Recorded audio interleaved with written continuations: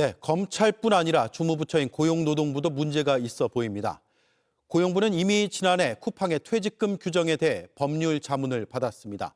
유명 로펌 8곳이 만장일치로 위법하다고 결론냈습니다. 하지만 이 결과는 어느 곳에도 공유되지 않았습니다.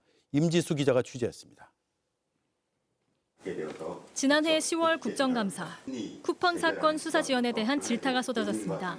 이 사건 잘못 수사하면은 쿠팡에 면죄부를 주는 거고 잘못된 선례를 만들어서 추후 많은 일용직 노동자들이 정말 불이익을 받을 수밖에 없습니다.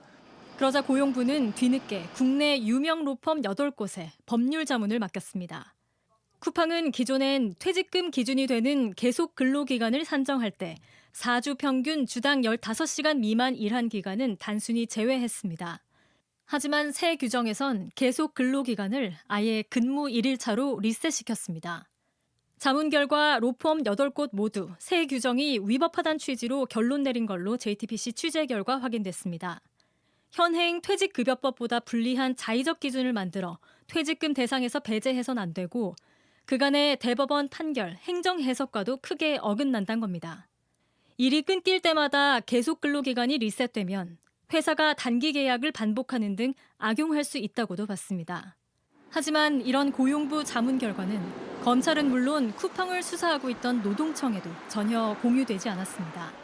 지난 2023년 5월 문제가 된 취업규칙 변경안을 승인해준 곳도 고용부였습니다. 노동청의 기소 의견을 뒤집은 검찰의 무혐의 판단뿐 아니라 피해를 바로잡아야 할 고용부 대처도 추가 조사가 필요해 보입니다. 고용부는 이에 대해 수사에 영향을 미치지 않기 위해 자문 결과를 공유하지 않았다고 해명했습니다. JTBC 임지수입니다. JTBC 뉴스를 시청해 주셔서 고맙습니다. 저희는 저녁 6시 30분 뉴스룸에서 뵙겠습니다.